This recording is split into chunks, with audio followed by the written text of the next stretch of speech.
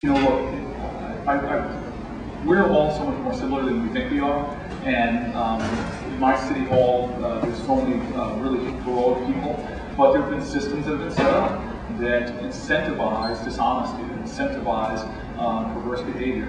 And so we're looking, you know, we have this, sorry, this is the mundane things I focus on all the time, but workman's compensation. So if you get injured on the job, you file a claim.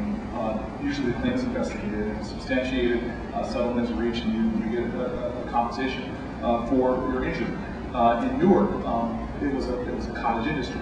People were just slipping and falling. We were just missing no claims, paying everything. So we have 4,000 plus employees. And I called a third-party administrator when we got in and asked for help. And he said, well, what percentage do you dismiss? And he said, virtually none. The county of Essex, where Newark is, dismisses 30–40%. We need millions of dollars to the city of Newark. And he said, okay, well, we're going to work on it. We'll help you out. How many outstanding workers' comp claims do you have with 4,000 plus employees? And we said, oh, 3,500. And couldn't believe it. So it's very hard. We have a culture change to go through in Newark. And it's a culture change, frankly, that the private sector went through that we're trying to get folks through. And I'll give you a very simple example. I grew up in an IBM family. And my teeth are straight right now because of IBM's generous benefits. And IBM had to go through an awakening in the 1980s, and they were falling behind competitively. So there was a time when companies were known for their size. IBM was proud. We're big blue. Look at the size of our mainframes. And now that's just not the era. It's all about speed. It's about connectivity. It's about how small your laptop is. IBM started rolling off divisions. It was focusing on their core competencies. All these things that facilitated their success haven't happened in most governments now. And so we're bringing this ideals to Newark. We're saying, look, if we want to accomplish our noble goals, creating a more vibrant private sector, creating a more safe neighborhoods, we've got to understand that we have a transition to go through. It's going to be hard for people, but we've got to go through it. I mean, look, Newark, New Jersey, if you want to pay a parking ticket, you would line up online, wrap around the building, and wait for an hour, 2 hours, to navigate a Byzantine labyrinth of back offices, pay your parking ticket, and get back to your car, and you've got another parking ticket because your meter's expired. Now, I can go online tonight and go to Saturn's website. Well, the service has its disadvantages, but go to Saturn's website and then be able to Lexus, depending on what job you take, and buy a car. I could wrap up the whole transaction in a half an hour. So government's behind, and this is the message we're sending to our employees, that we have to get out from behind the games to the cutting edge and be able to declare that wherever American cities are going, we're predicted first because we are the innovators and we are making it happen. So I face a lot of inertia every day. It's like I wake up and grab my battle axe to go against it. But most of it's just waking up people to the ideals that they already had in their heart and waking up to the vision that they already have for themselves. To hunger to be the best, to hunger to create efficiencies, and then to measure things. I guess let's go further. Is we measure nothing in City Hall. So how can you hold people accountable for anything if you don't measure it? So how long does it take to fix a pothole? Nobody knows in my city. How much does it cost to do that? Nobody knows in my city. So we are trying to create internal controls and measures so that we can begin to hold managers accountable. And something they see how their performance is related to the one next week, it's going to naturally inspire them to perform, especially if I can incentivize that behavior with certain rewards. And that's the transition we're going through. All right. Yes? Hi, thanks for coming. My pleasure. I wanted to ask you a question about service, actually.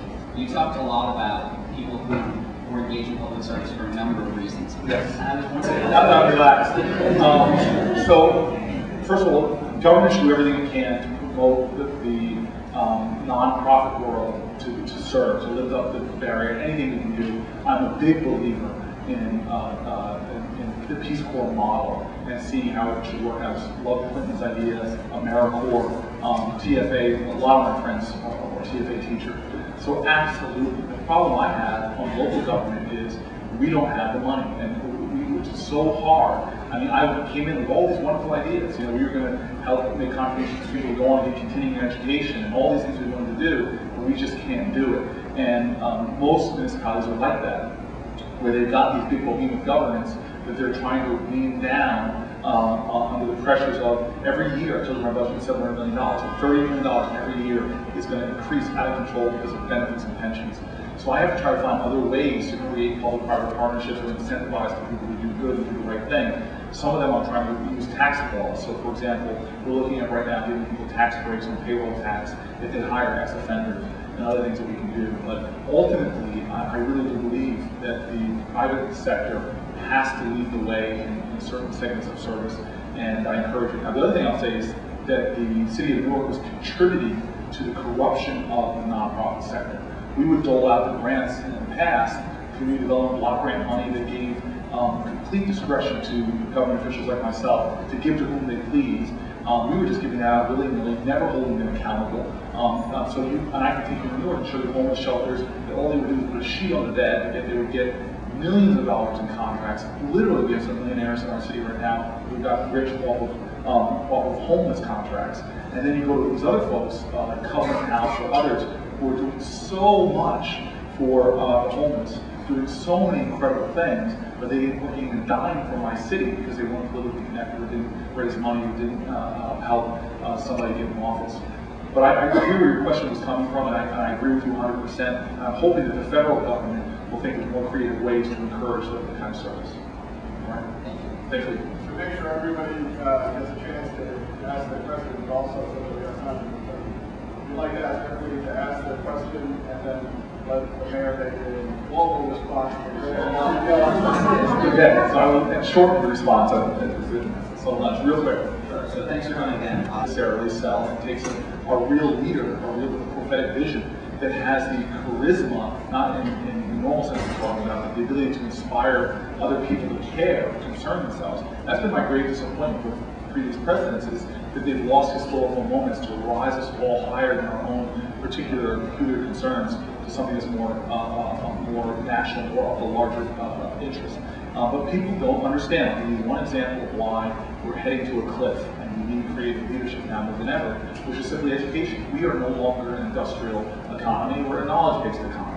Well, right now in America, the average black, according to the New York Times, the average black 12th grader reads at the same level as the average white 8th grader. Well, you know what? In a matter of a decade, two, maybe three, the majority of America's workforce is going to be minority. And so we're now, our national competitiveness, our international competitiveness, is going to be based upon people who are not receiving education. This is a national crisis.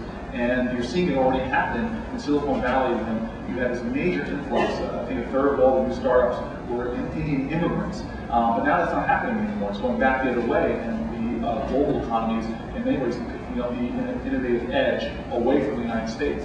So to me, people need to understand that we are all in this together. We're desperately connected to the problems that we have not yet found solutions to. So we just have TV, get your message out. People begin to feel your authenticity, feel what you are about. We lost the last election, and we ended it with an approval rating almost the same as the mayor's, despite the fact that we were trashing on each other. And I just really do believe, still to this day, that goodness, chesed, people, where it comes out, people feel that and get that. Yes? My question is very close to the question. I've done marches, I've done sit-ins, I've done hunger strikes. So a lot of the things that I glorified in my readings of history as a young person, we infuse with now. But we've got new techniques, but we've also got the benefit of learning what hasn't worked. You know, warehousing for people does not work. We now know. And whether it's vertically or horizontally is often being done, it just does not work. So we're coming at the problem with a sophistication, not earned from our own right, but earned from the being able to study the experience of our past. Look, how many years has Brown was the Board of Education? All my schools are many of my schools are still all minority. You've got black schools, you've got black and Latino schools, and so on and so forth. So that's obviously one tack we need to re-examine now. What's that mean? What's happening? What new solutions or ideas can we bring to bear? So, you know, I come from the hip hop generation, so we're all about sampling from the past. We're all about innovating, continuing to innovate in the future, and that's what I think my politics is all about. We're trying to take this ideal that we have, not just transparency, but inclusiveness, one step further. So we started something called the Super Neighborhood Coalition, where we're trying to get grassroots organizations to form themselves into stronger governance, self-governance models, and actually lead us as government. So we're creating covenants all around the city, neighborhood groups, where we're getting them to stand up and say what their vision is for the community and to sign us up. In addition to that, Newark has no planning. It's the worst planned city in the last 4 decades imaginable, because they were really avarice was controlling where things were being put. And so we're turning the zoning process and the master planning process over into citizens to start envisioning physically what they want. So in every way, we're trying to involve leadership. And Ms. Jones, frankly, she's been part of a lot of our leadership training classes, our congressional work, and she really is an inspiring, difficult leader in my city. I learned a lot of what I'm doing from my clinics here in this law school. So, look, the model of behavior is starting to work, and public-private partnerships are essential. And I've got some very practical things I have to show to stimulate investment. One is that I can drive crime, that we as a community can drive crime down. But the reality is this work has so many assets, it's drawing in investment. Stephen Pryor, my also classmate, cannot barely return the calls of the people who are now calling and being interested in Newark because of I think the conflagration surrounding my election. A lot of attention is now on Newark, and people are beginning to wake up to it. So we're seeing sort of a flowering of economic activity in our city, and being so close to New York with so much investment dollars looking for a place.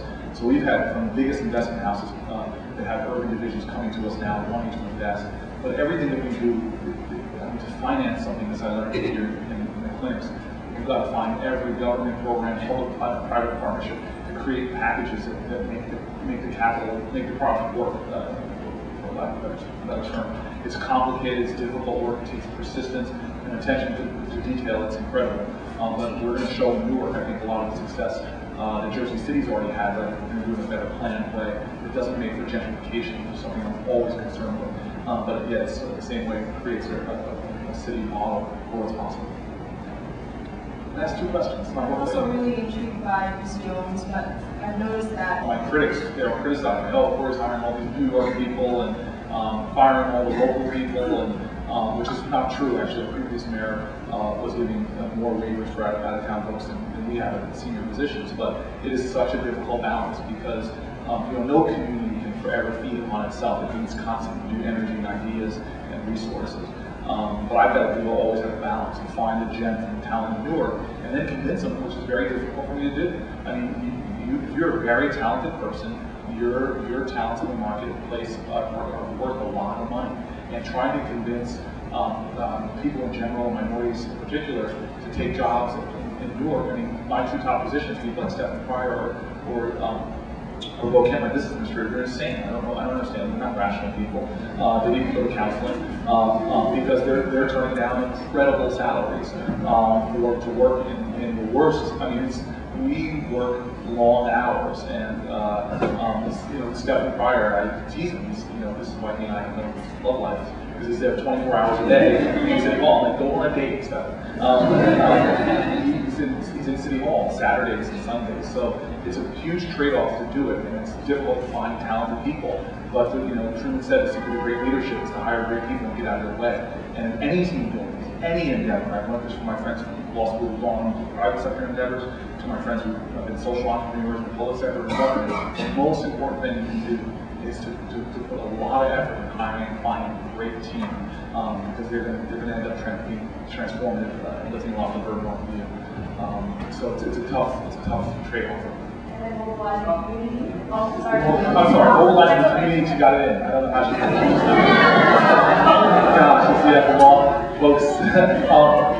Mobilizing the community is crucial, and that's the leadership that to me is the most important. But Stokely Carmichael said time and time again, we are the leaders we've been looking for.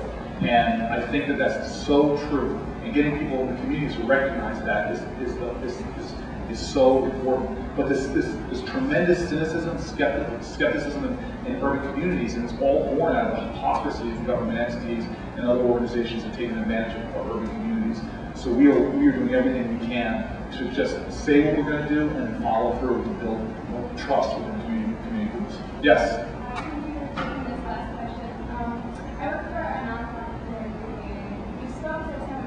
I'm sitting there with a guy, huge guy, who's been in prison, in and out of prison since he was 13, staying there with me, he's 27, and his sister who was there with her, who had been in prison as well, and now was out working, had the worst attitude, came in there, I thought she came in for help, but she wanted to come and just tell me all the reasons why she was in a terrible job, and her brother was never going to get a job, and so you encounter the attitude all the time. And it's frustrating to me, and again, I'll stick with prison reentry because it's such an issue on my mind these days, because I try never to walk past it. We should all affirm each other's humanity, no matter where we are, in a restaurant, whatever, to acknowledge people and listen to people and again, recognize it as a person of dignity around you. So I walk the streets and I'll stop and talk to drug dealers all the time.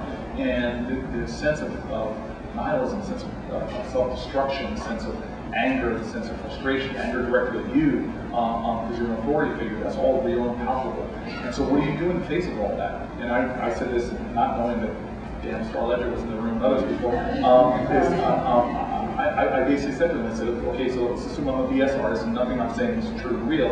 So what are your choices? You can give up and go back to doing what you're doing, or you could fight.